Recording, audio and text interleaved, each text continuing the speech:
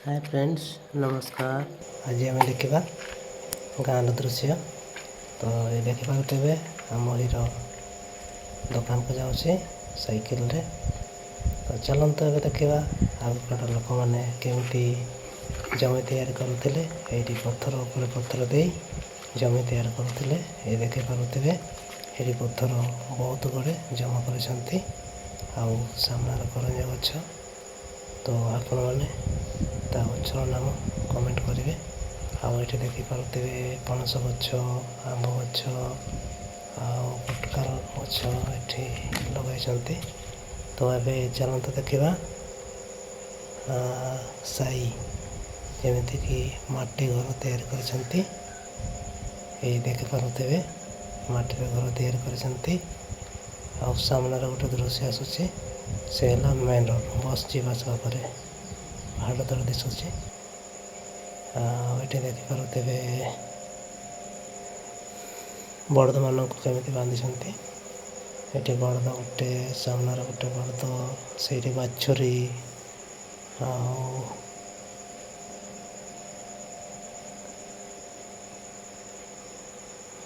ये बड़द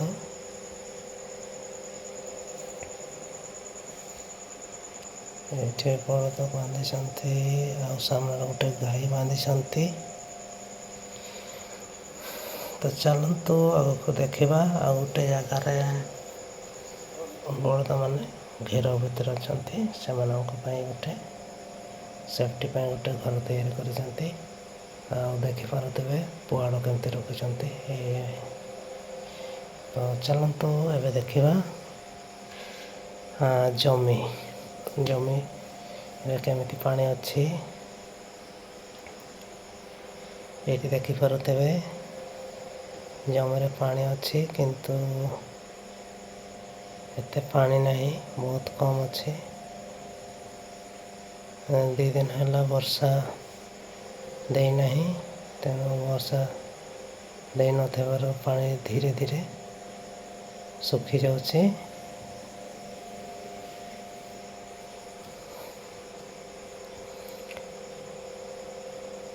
तो बंधु मैंने आपण मैंने देखिपे साइड रे पहाड़ कड़ा कड़ा दिशुचे से सब पहाड़ आला जमी गोटे जमी। ये जमी रे पानी नहीं, बहुत कम अच्छी। तो ए वर्ष एते वर्षा देना बहुत कम मात्रा वर्षा देथिला। जबरदस्त ए वर्ष काद करके आम धान लगेचु। तो ये वर्षा दौच कि नहीं देखा। वर्षा आउ कि देले धान भल भाव में हम वर्षा जति न दिए ताले कौन है।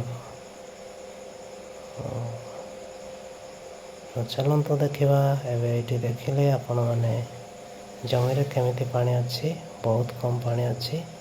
जदि आउ कि वर्षा देव ए धान भल भाव में हो पार।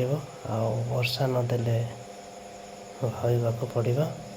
तो चलते आपको देखा ए आमठा गछ पाखक जावा से 2टा जमी अच्छी। तो आमठा मुंडा भाषा आम आमूल कही था। तो आपण मैंने निश्चय कमेंट जनइबे निज निज भाषा आमठा को कौन कहती।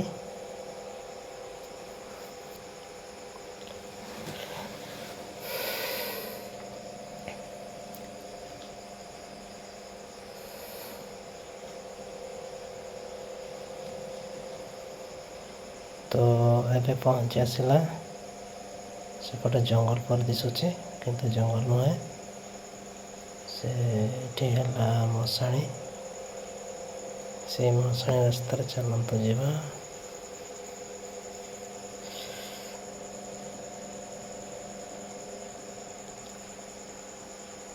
ये देखु ये मशाणी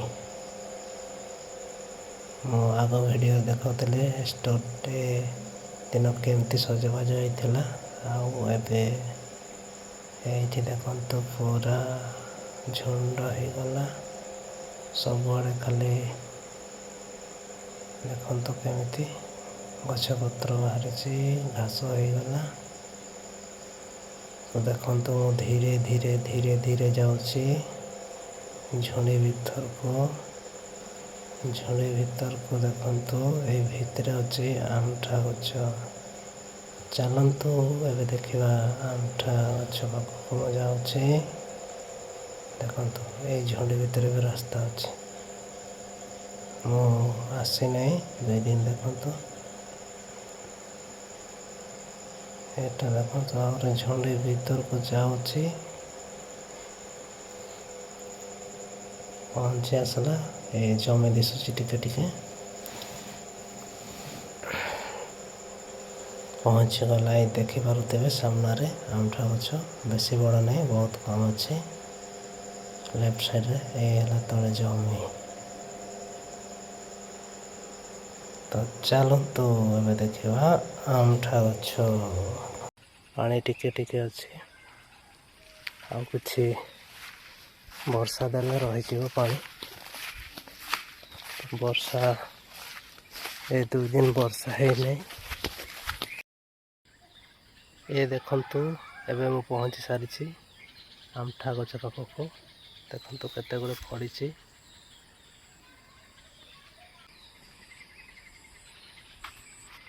ଏତିକି ବଡ଼ ଛୋଟ ଗଛ ଅଛି, କିନ୍ତୁ ତା ଉପରେ ବହୁତ ଫଳିଛି। ଦେଖନ୍ତୁ